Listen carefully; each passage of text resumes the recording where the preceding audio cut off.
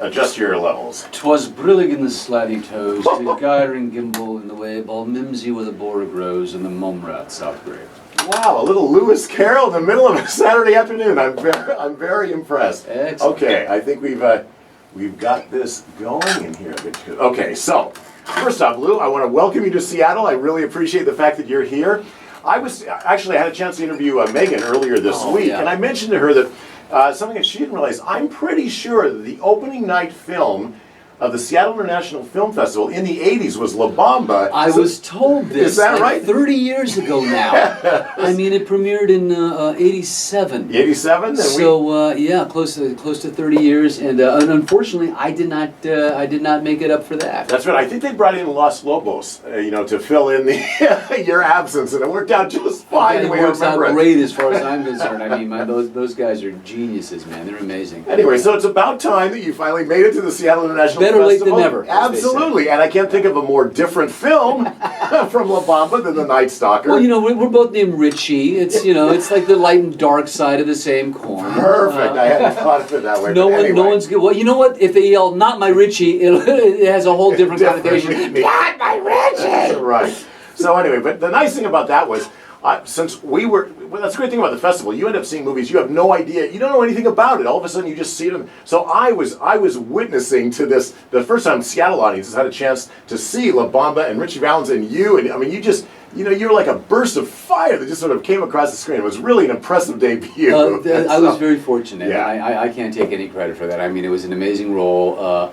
I got very close with the Valenzuela family. I mean, it's an absolutely beautiful story that holds up today. Yes. About the American dream. I mean, it's still relevant. So I have a career because of that film. Maybe and, so. Yeah. I mean, I was shot out of a cannon. We're going to get to Night Stalker, but I remember a skit, I think this was on Mad TV, where you actually parodied the fact that you were so sick of La Bamba because you were so heavily identified with that. But over the years, you've made peace with that? No, it was a parody, and it was my idea. It was a bit of a joke, but I have never ever resented the fact that people acknowledge that movie. I mean, literally, I'm filming Longmire. I literally flew in from Albuquerque this morning. I was on a film set on a cliff last night at 2 a.m. In the middle of the New Mexican desert, and we had a stuntman, literally, who walks up, "Hey, nice to meet you." "Not my Richie!" I went, "You've got to be kidding me." Really, there's a cliff right here, dude. Be careful. But you can't escape it. No, I mean, but I think that's testament to the fact that the film not only resonated then, but I mean, I got 8-year-olds coming up, and the movie is evergreen. It's always on cable, it's always on television. People are continually discovering it. New generations and whatnot. Yep. So I feel very fortunate that it's had that kind of staying power, and that it's a part of the cultural zeitgeist, if you will. But I've been fortunate that I've had a number of other hits throughout my career. Absolutely, as well. Young Guns, I think, comes immediately to mind. Stand and Deliver. Yeah. But then you've had Longmire is your most recent effort. You've had an incredible career. That's the thing. You look at IMDb, you've been in millions of things. I can't look at IMDb. It just puts me to sleep. Is that right? I just had the 33 about the Chilean miners. That's right. Your most recent one. Yeah, that was out in theaters in the fall, and I think you can get it on DVD and on demand now, about the Chilean miners with Antonio Banderas and Julia Binoche. So I've been very fortunate. Great. Okay, well, so let's talk about the Night Stalker. I want to ask you the same question I opened my interview with Megan Griffiths on, and that is, did you have any personal interest in Richard Ramirez before this project? I was aware of him. I mean, the man was infamous, and strangely enough, I got to Los Angeles in 1986, literally the year after his reign of terror, in '85. So I mean, he was still very present, in people's minds in Los Angeles and in the outlying areas. I mean, he terrorized so many communities. I mean, this was a man who would sneak into your house through a window at night or through a back door and just commit the most heinous of crimes. So I was aware of him, and when Megan Griffith, wrote me a nice letter and said, "Hey, I think you're perfect for this role," it was kind of a left-handed compliment. I went, "Really? Exactly. What are you basing this on?" His intelligence. Yeah, there you His literate background. But I actually, I look like the guy, and especially at that period of time, and the fact that when Richard died in 2013, he was 53 years old. So I mean, I'm 54 now. When we filmed this, I was 53, it just sort of fit like a glove. And the more I learned about him, the more fascinating it became, and the more I appreciated Megan's script. I mean, what she did, the way she was able to extrapolate not only the information from Philip Kahlo's novel, The Night Stalker, but the media coverage, her own personal experiences. I mean, it was absolutely a brilliant screenplay, and so I was very eager to jump into it. So that's interesting to hear. So Megan said one of the reasons why she wanted to make this movie is she wanted to understand the mind of a serial killer, or at least specifically this serial killer, since she remembers growing up. She was maybe 10 in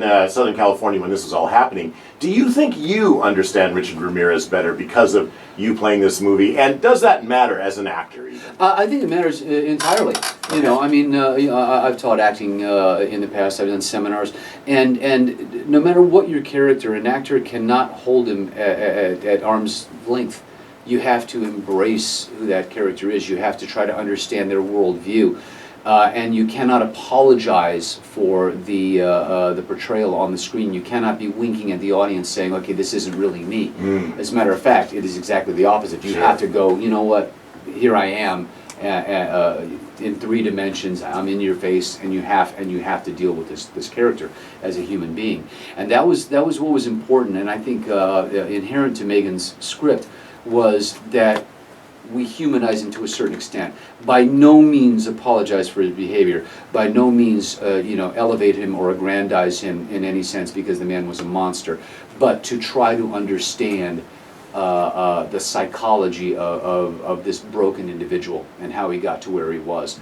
And that was a fascinating journey. Not only in the reading of the novel, but and speaking with Detective Gil Carrillo, who he profiled him, he tried to hunt him down, he interviewed him in prison, had so many wonderful insights for me. But in actually watching this guy there weren't many, but there were some archival video interviews with him, and seeing his demeanor, seeing his idiosyncratic behavior. His speech patterns, even the way his mind would work, you could see, the wheels turning behind his eyes. All of that was sort of amazing to try and wrap my head around and then to replicate. So how would the heart of this movie really is a series of interviews that become more like conversations between you and a fictitious female lawyer who is trying to get information from you, and you guys, how would you characterize your relationship with that character? It's a chess game. It is a mental mind, insert expletive there. And it's this back and forth that ultimately becomes revelatory and it illuminates both of these characters. And their flaws and their secrets and their inner demons, if you will. And that's once again a real testament to the genius of Megan's script.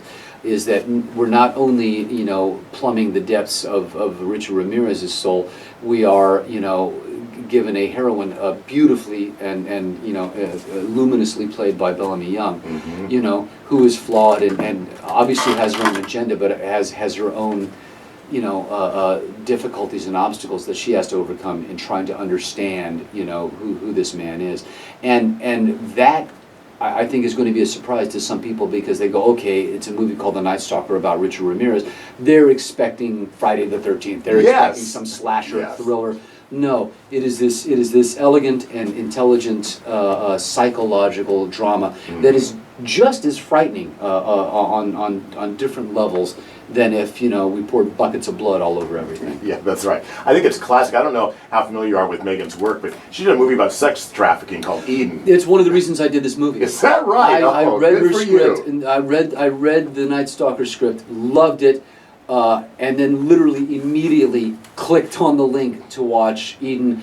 And the way she handled that subject matter, just as horrific, just as emotionally disturbing, but with such class, with such elegance and taste. Yes. And I thought, okay, here's a woman who's going to make a very beautiful film. Definitely not a slasher movie. No. And that's the thing. It's a clear decision on her part. We are not focusing on the murders. We're focusing on the mind of the killer. Exactly. And the relationship. And in some that respects, has. it's very reminiscent of Silence of the Lambs. Okay. And that chess game played by Jodie Foster and Sir Anthony Hopkins, So as long as you brought it up, I'm sure this is something that's brought up all the time. I had to bring it up with Megan. I'm going to bring it up with you. So Silence of the Lambs clearly is a model in that it's basically a standoff between Jodie Foster's Starling, I think, or Clarice Starling's character. Clarice Starling. Yeah. Do you know what I like about you, Clarice? With your expensive bag and your cheap shoes. Oh my God, that was a little chilling right there. Yeah. I was wondering, how did you handle Anthony Hopkins' Hannibal Lecter hovering over you? I'm going to stop right there. I'll say something after I hear from you. No. I ran straight into the mouth of the beast, if you will. I mean, part of my preparation, I watched 3 films. Okay. I watched Silence of the Lambs, because it, the script automatically reminded me of that. I went back. I watched Charlize Theron in Monster. Wow. Brilliant, beautiful, Absolutely. deserving of the Academy Award. And strangely enough, I watched Taxi Driver, because to me, Richard Ramirez was a non-entity, a shadow of a human being who so wanted to make a mark in the world, wanted to be somebody. It reminded me of the character arc of Travis Bickle in Taxi Driver. So I watched those 3 films, and they informed me very much about my approach. Sir Anthony Hopkins did, it was a very, very technical, very specific, very detailed performance. Charlize in Monster, raw, vulnerable, emotional, wide open honesty, and I felt that my Ramirez was going to land somewhere in between the 2 of those. Wow. Yeah, in fact, I mentioned this to Megan as well. There's something as powerful and wonderful as Anthony Hopkins' performance is. Looking back on it after watching you, there's something so theatrical about his performance. You are so, you've got these dead eyes. You are like half a person at the same time. The machinery behind those eyes is so effective. It's so manipulative that I actually found it much more. I don't know whether the word scary or something. I mean, the way you capture Ramirez is more haunting. I think Anthony Hopkins is, he's all about this. It's like showbiz. Whereas He's a Bond villain. Hannibal Lecter is a Bond villain, but Yes. you have to understand that Hannibal Lecter is a conceit from a novel and then to a film. Perfect. And even even in the direction of the movie, it's very bold colors. It's very broad statements. The weird thing to me, especially in watching the video footage of the real Richard Ramirez, was his. I don't know. There was something so ridiculously casual about him, and yet at the same time, so.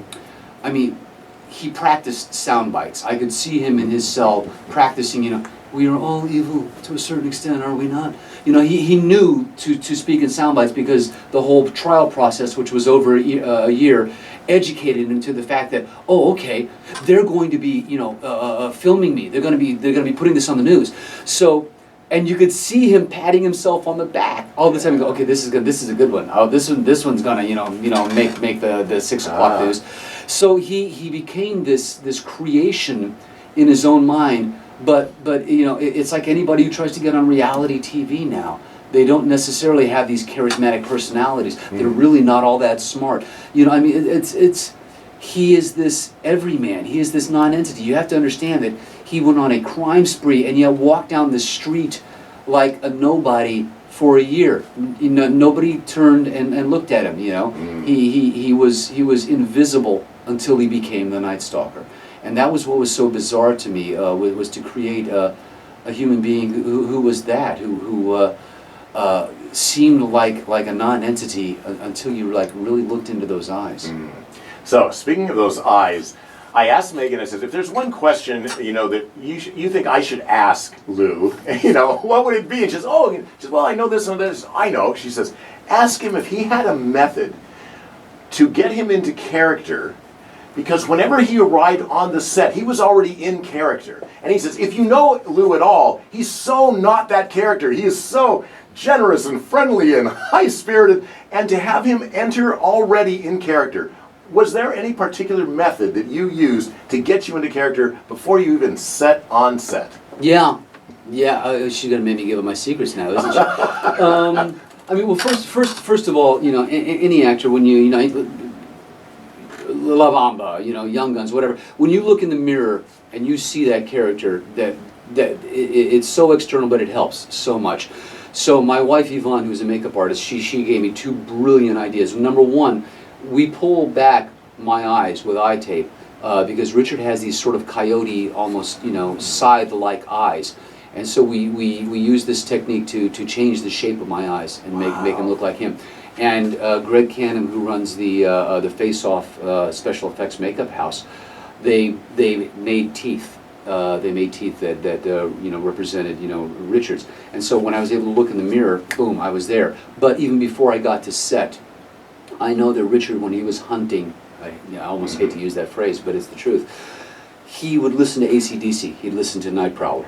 And so I blasted that in the car on the way to work every morning and put myself into that mindset. Wow.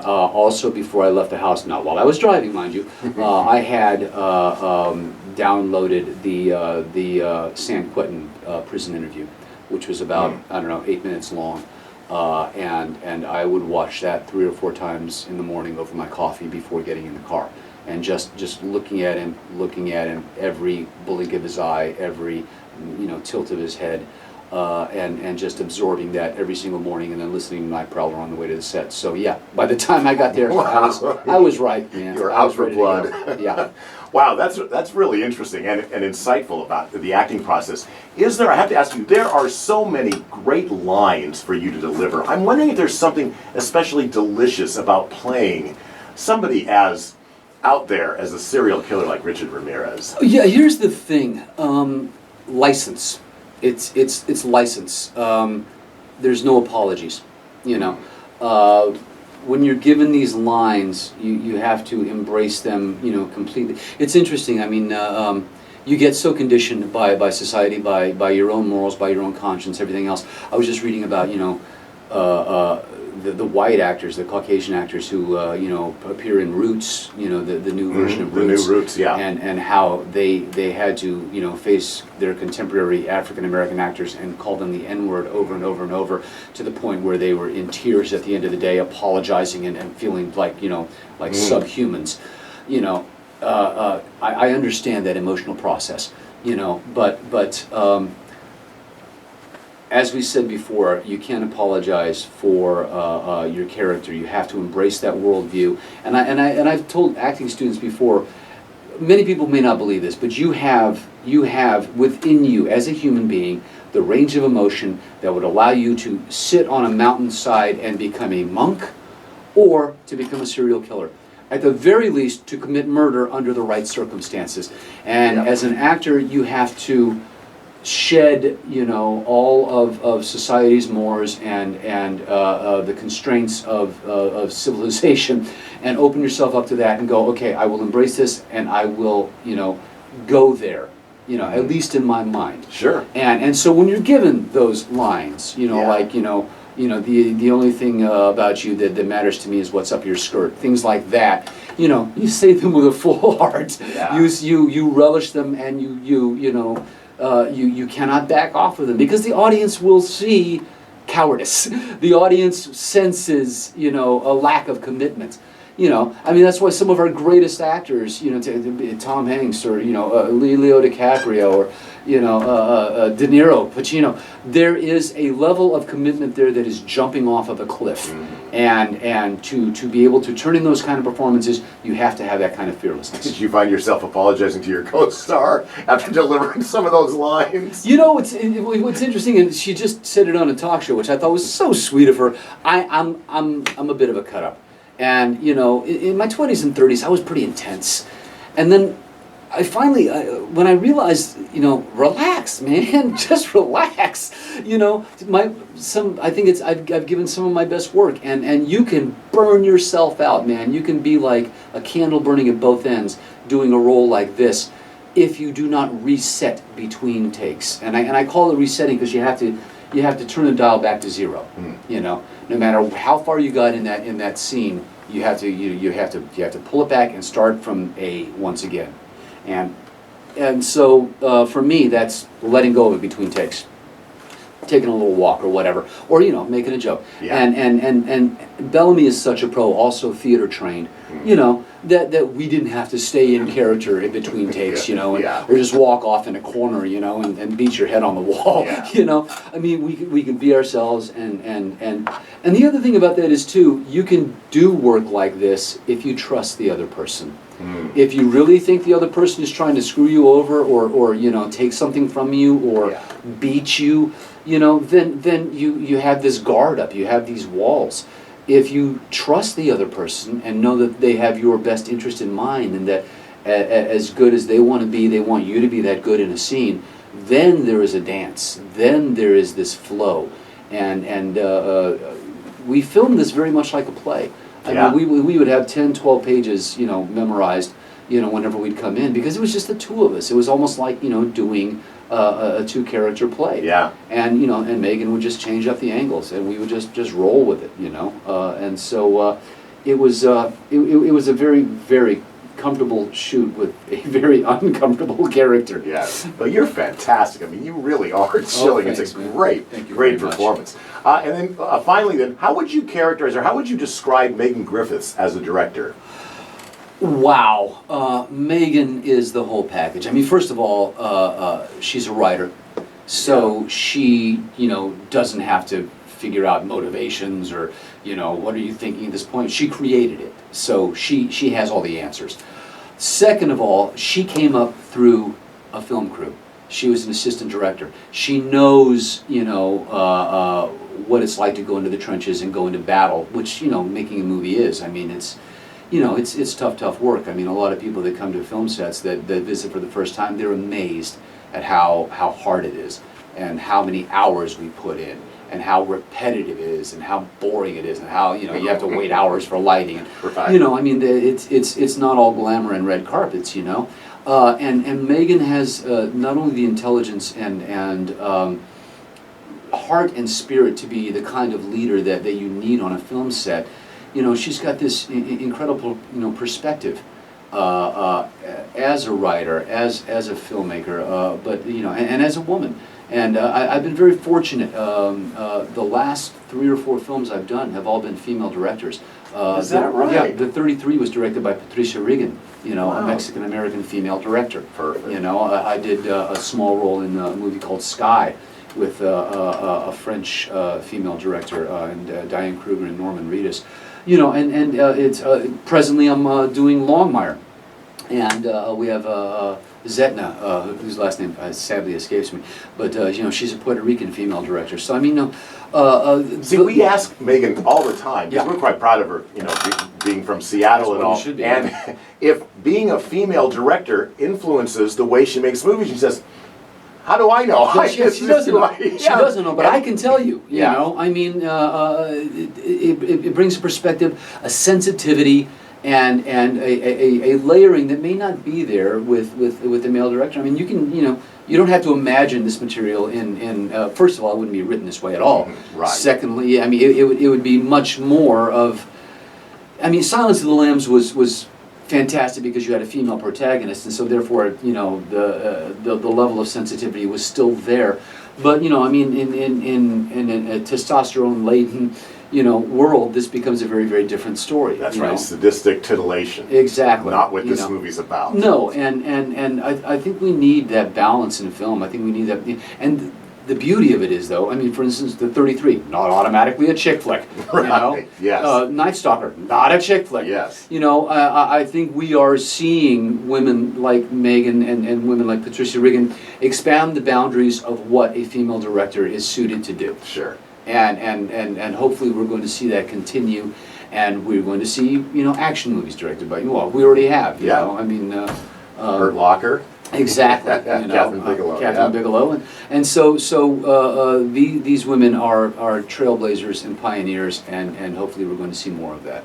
Fantastic. Well, listen, I really appreciate the fact you're thank here you. for the world premiere. Congratulations on a great performance. I think it might even be better than your Richie Valens. That's how good I think Certainly it is. different. Yeah, definitely different. Nice to meet you. You too, Tom. Thank you.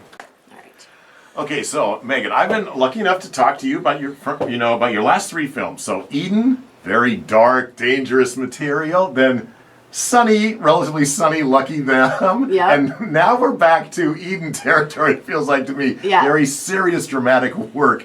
And I assume that that's kind of a intentional pattern on your part to kind of, not get stuck in a kind of rut and kind of, give a light of day and then back into the darkness. I mean, do you plan ahead your features I mean, like this? it's somewhat intentional. There's definitely an element of this business that is unplannable. Like, you just never know Absolutely. what's going to come together next. So I am interested in a lot of different genres, and I like to kind of jump around. So Okay. in this case, it worked out that I kind of went right back to something. I do agree that it's sort of in the Eden category. Yeah, in terms okay, of that's tone. good. And I don't know how many, how much publicity you've done for Night Stalker yet, but I know you're going to get this question, but you've got to ask it if you're doing an interview with the director of the Night Stalker. What personal interest did you have in this Ramirez fellow before you got involved in the project? I grew up in Riverside, California, Oh, you and did. I was 10 years old in the year that the summer of Ramirez's spree, Yeah. and terrified of him. And Wow. so it was, for me, immediately sparked a lot of memories, and then I just kind of renewed my interest in him as a character, and just kind of delving into this sort of humanistic, psychological portrait. Wow, so it has real personal reference. It does. Relevance to you. The flashbacks to 1985 LA are very much derived from my memories, and also the memories of everybody I talked Yeah. to. But a lot of people have, the first thing they'll say when you ask them about that summer is, it was so hot and you just wanted just to close your windows and stay inside. Yeah. And a lot of people didn't have air conditioning. Like, air conditioner sales spiked, bars on windows sales spiked, gun sales spiked, guard dog sales spiked. It was a pretty crazy time. Wow. Yeah. Okay, so with that kind of a personal relevance, this leads perfectly into the question. It says right up front, it's based on a book by Philip KIRO, I guess. It's a Carlo, yeah. Carlo. It's 500 pages or something, so it must be the most detailed account of the Night Stalker imaginable. And yet, at the end of the movie, you have this very interesting, kind of a lengthy disclaimer. It seemed to me, maybe not, but well, now this is based on actual events, but there are you took some dramatic license to present the story. I was wondering what you can tell us about your screenplay, which you wrote. You directed, Right. but you also wrote the screenplay. What is based on Philip's book, and what isn't? What is that creative license or dramatic license that you brought to the story? Yeah, I mean, I wouldn't say this movie is based on a true story. Ramirez is a real person. Okay. His character and all of the details about his background and his crimes are taken directly from the Philip Carlo biography, which is supposed to be the definitive biography. Okay, it's right. really detailed, as Yes. you said. But Kit's character, the female character played by Bellamy Young, is complete fiction. And Okay, her okay. story and the case she's working, the Texas case that she's working, is all of that is fictional. Okay. And that is sort of just devised to support this, telling this story Yeah. of Ramirez. Okay, so that's good. That's a clarification. Now, Yes. I didn't realize this about you when you first walked in here. So, how much of that character is you? It's a woman, a lawyer. She's there for a reason. I don't know how much we want to give away, but she's actually trying to get somebody else off death row, and so she wants to form this relationship. And she believes that Ramirez is truly responsible for the crime that this other person is. That's right. Okay, perfect. Okay, Yeah. good. If you don't mind saying that, then we'll Yeah. go with that. That's good. So the question, I guess, is how much of that character then is a reflection of your own personal experiences, having lived that? Because there are flashbacks to that era when she was growing up. Yeah, I mean, I would say I'm not. I don't think Kit is based on me. There are details of her of the world that she lives in that are pulled from my memories. There's very specific things in her experience, like clipping her bedroom window curtains closed so that nobody can see in. Like, that's something I did when I was a kid because of Ramirez. And so there's details like that, stories that were told on the playground. I was 10, so in her case, they're told like after school at the burger joint. Yeah. But about, you know, the kinds of targets that he would select and that sort of mythology building. That's all pulled from my experience. But she's a created character and was built sort of as a parallel story to Ramirez, as like both of them having been affected by this early trauma. Yes. Okay. Perfect. Because there is a point, and this often happens in a good screenplay. There's a point in which one character, you know, sort of definitively says, no, that's not what's going on, and then the movie ends up establishing that that's exactly what's going on, and that also is what's going on. There's a point at which she is now, so the setup, a lot of the movie consists of a series of interviews, you know, a jail cell interviews with him, where she's trying to, you know, get him to ultimately confess to a crime that she's convinced he's committed that he hasn't acknowledged yet. And then he's sort of playing with her. But the idea, at one point, he suggests something, it's just, don't be paralleling our two stories. We don't have that much in common, and yet the whole movie seems to suggest that there is something in common between these two characters. That is the dangerous part of this movie. I think you're suggesting that this, I wouldn't call her necessarily sweet and innocent, but there's this perfectly, you know, I mean, not criminal woman lawyer, and the movie seems to be suggesting a kind of parallel with as awful a serial killer as we probably have had in this country. Yeah, I mean, it's more about how we either sort of submit to or transcend our own trauma, and she, I think, does a sort of better job at fitting into society given the damage that's been done to her than he did. Yes. Okay. And so, yeah, because I think, you know, if you look at his history, which is, you know, it's detailed through flashbacks in the movie, all of which are true, it is pretty incredible how much trauma he endured as a child and preteen, and for him not to have been damaged by that would have been probably impossible. But, you know, many people go through these kind of abusive scenarios and transcend it. Yeah. He did not, and Yeah. he ended up living this life of crime and doing all these like abhorrent things that are inexcusable. But it was interesting to try to figure out the why of it all. That was why I was interested in him. So yeah, and so do you feel like she really wants to try to, you know, crack the nut that makes up who he is, and you as a filmmaker and a screenwriter seem to want to do that too. Do you feel like you have a handle on him? Do you think you have cracked the nut, or do you feel like this was just a brilliant, insightful psychological study into an imaginary Ramirez rather than the real thing? I mean, do you think that this is giving you the lowdown, or is it just a brilliant, because it doesn't matter if it's true or not. I like the word brilliant being thrown in here. Yeah, okay. But no, I think for me, you know, I don't know that I'll ever know because he's not alive anymore, and many people in his, I mean, maybe there'll be some reaction from people who knew him as a younger person once the movie's out in the world, but there's only a limited amount of access I could have, and I talked to like the detective who tracked and caught him, and You did? Yeah, Okay. he was a consultant, Gil Carrillo, amazing person. Yeah. And so a lot of feedback, the feedback for people who did know him or who were like guards of his in prison, which there was a few other people like that who came onto set, has been that we captured his essence, and I think that we came, you know, just building it around the media that I had, like the small pieces of video, sort of pre-YouTube generation, video clips from his trial. I think we got to his core a bit, but you know, it remains to be seen whether, I don't know if I exactly, quote unquote, figured him out. Yeah. Okay. But I do think it's the process of it has been cathartic for me as a For person who you. was scared of him. Yeah. Yeah, okay, so that's what I want to know. Is that now, do you feel like there is a clear fascination on the part of our lead lawyer, the woman who sort of generates the narrative aspect of this movie. There is a part of her that's fascinated by him, kind of almost wanting to lure him out of the shadows when she's a young teenager.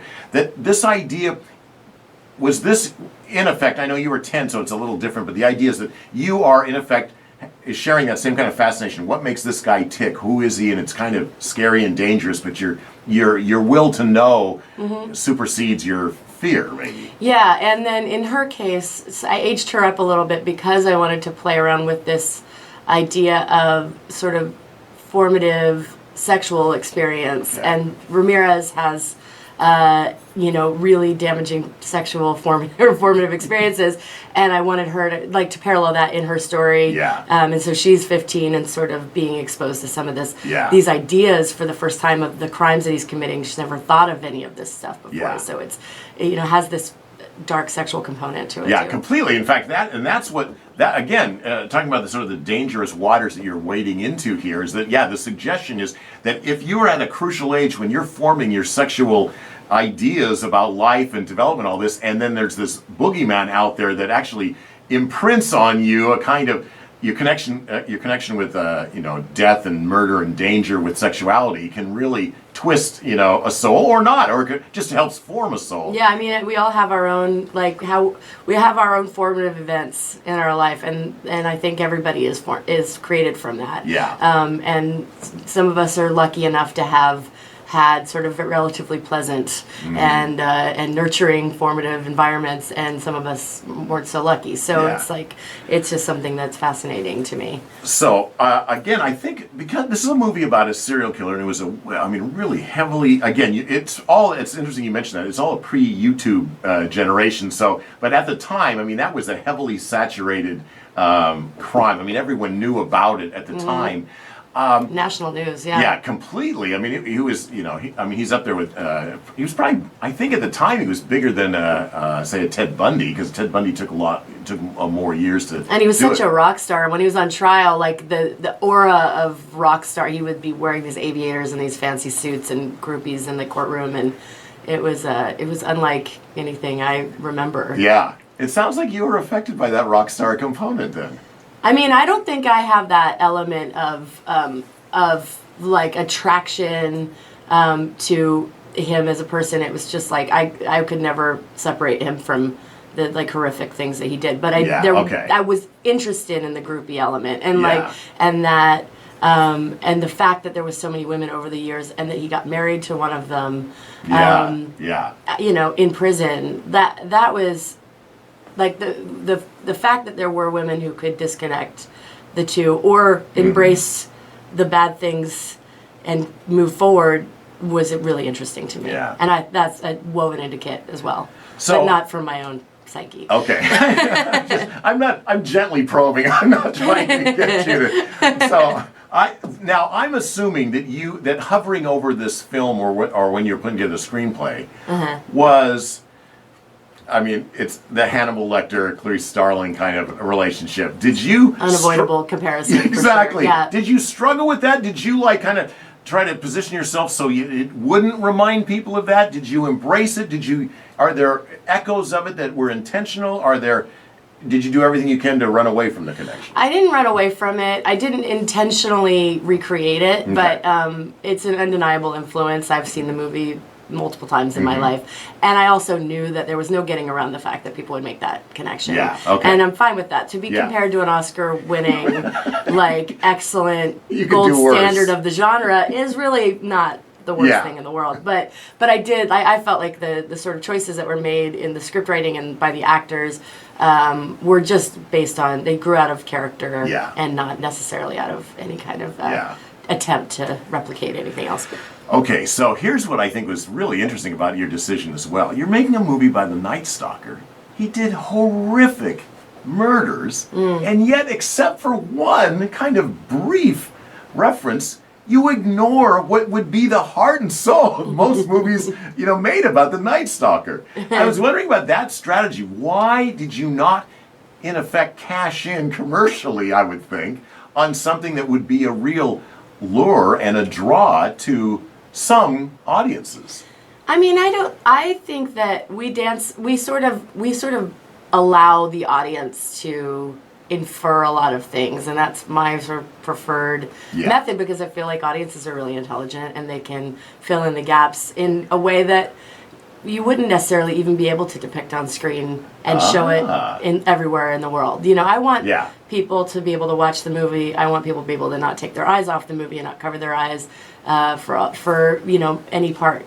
Like, I just want them in. Yeah. And so for me, I wasn't interested in a movie following around 25-year-old Ramirez committing all these horrific crimes. Like, that just wasn't my endpoint for it. It was, for me, it was all about getting into the mind of him. And sort of really interesting to me was the mind of him, you know, 30 years after the fact, and how he might have reflected on all of that. So, to me, it felt like that this was your Eden strategy. Yeah. Again, you've made movies about really salacious topics that other people would have gloried in, not to their credit, and you've decided to make sure that there isn't this kind of a, you know, gratuitous kind of getting off on all this blood and violence and sex and everything else involved. It's clear. It seems like a clear strategy that you are taking some of the darkest material known to man and yet dealing with it very deftly. Like, you're not giving.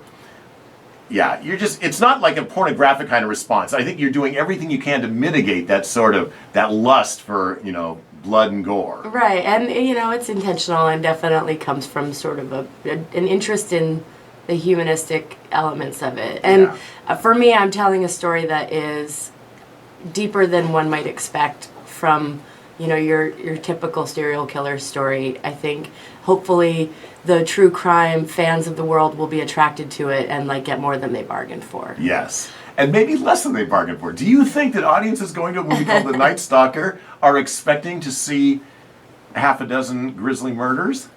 Possibly. Not your concern. You're a better man. I feel like I feel solid about the film that we're giving them. So I'm hoping that whatever gets them in the door, they leave satisfied.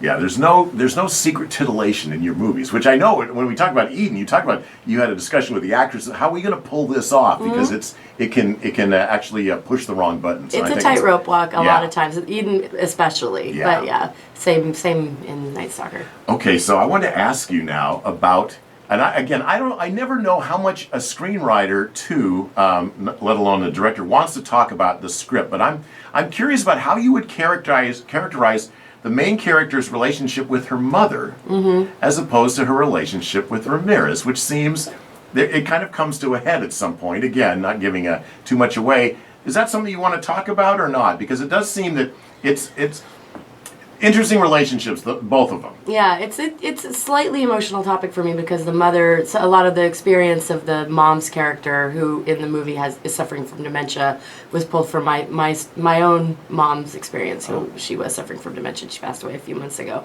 Wow. She was also a social worker who dealt with abused kids her whole life, and that has informed the entire movie.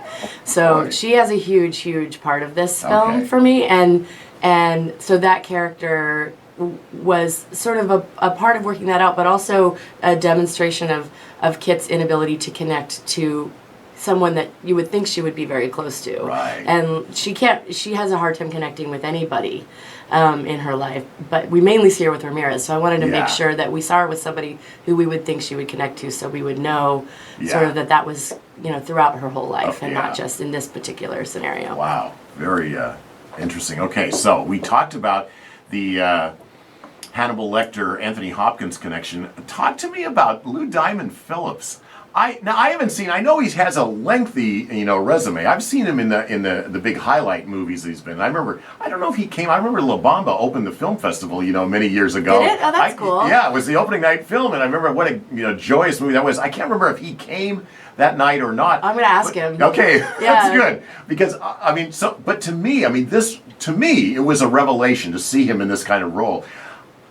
Talk about his performance and how you guys worked up that. Did he come with that? Had you seen him doing something similar, and that's how he got cast? But it's a great performance. I agree completely. I think he's brilliant in the film, and that seems to be the sort of running theory. But yeah, I remember him as this very powerful, intense performer from all these movies that I loved growing up, and so he came to mind pretty Really? Yeah. Yeah, and he just also happened to be exactly the age that Ramirez was at the year that we were depicting him. Yeah. 53. 53, I yeah. hope he doesn't mind. I'm revealing his age on the radio. But yeah, and he just got what we were doing, and he threw himself into it, and was the most prepared, the most invested, like passionate performer. It was really, really inspiring to watch. Yeah. Both of the actors came, and we'd do 12 pages of dialogue a day, and it was just like riveting. Yeah. Every time. And they were both so excellent. And yeah, he read the full book too, the Carlo book, okay. as did the young Ramirez, Ben Barrett. And they both sort of just kind of went about their preparations, and both came to set having sort of grown out their fingernails and lost a bunch of weight. Yeah. just, you know, ready to dig into this guy and try to make him charismatic and intense, but you know, also a human being at the core. Yeah. Well, it was so interesting to see, because I just think of him like, now it's true he was much younger, but you know, in the Young Guns and Obama, there was such a life to his eyes. It was just, he seemed to have like dead eyes, which was perfect. We just would talk. We talked about him having snake eyes. My editor Celia and I, and occasionally sort of reeling back like a cobra about to strike. There was a real snake-like element to his performance, and I have no idea how he got his eyes to do that. Is that right? I guess it's just it was a layer of the performance that was all Lou, and I can't take any credit for that. But it's just these sort of lifeless, dead, like black holes, you know, and it's fascinating to watch it. Completely. And so what I really liked about it was, because obviously I don't want to keep bringing this up, but we're thinking of Hannibal Lecter, and Anthony Hopkins win an Oscar, and it's an incredible performance, and I realized how theatrical Anthony Hopkins is compared to what Lou Diamond Phillips is. Yeah, different backgrounds. This isn't. It's not a showy performance, but that makes it all the more chilling, I think. It's a very sort of like centered, quiet performance that just like it kind of is the kind of performance that makes you lean into it to hear every word. Exactly. That's how I feel, and I feel like Bellamy's doing that as Kit. You know? So with Lou Diamond Phillips, do you call him Lou, or I just know him as the three named I call him actor. Lou or LDP. LDP, oh, that's much cooler. Yeah, I just I think it's funny. I'm hoping we tentatively schedule a time on Saturday to come in and interview I heard that. him. It's great. So I hope that happens. Me too. Do you have, since you said you're going to ask him about La Bamba, do you have a question that you think I should ask him, or you would like me to ask officially? Very interesting. If you do, I'd be happy to oblige. I have a guest who's here now, so I had it reserved at 1:30. Okay. Sorry, I was late. I'm trying to think. I guess. Yeah, I don't know. I guess I would ask him. I don't know. I'm trying to think. We talked a little bit about his performance and what he did to prepare, but sort of in retrospect, thinking about getting to set and being that person every day, I'd be curious if there was a method he used to sort of switch gears, because he is not this character by a long stretch. He is the friendliest, most genuine, warm person. So okay. Yeah. So you just said, Josh, I've got to wrap this up. No problem. Last question. Based on my interview with you on Lucky Them, I know music's a big deal for you. So talk about the significance of is it Pentagram's "Be Forewarned"? Yes. This is the character asks for that in a kind of an empty, hauntingly kind of spooky nightclub. What's the significance of that song in the movie? I really wanted to include some metal from the period because it was for one thing a huge part of the early 80s, but two, Ramirez specifically was really into it, and so we wanted to interweave that. I was looking into things like AC/DC, which was like, that was his band. Like he had AC/DC was found at a crime scene, and loved those songs. But I was introduced to the manager of Pentagram, and he sent me some song ideas from them. And Be Forewarned had this really haunting quality that I loved, and I just kind of fell in love with that for that sequence. good. Yeah, Okay. so we knew from before we were going to shoot that was going to be it. That was good. It makes perfect sense. Yeah, and it's very fitting and appropriate. Okay, listen, I could talk to you a lot longer, but I have to wrap up here. Thanks for coming in.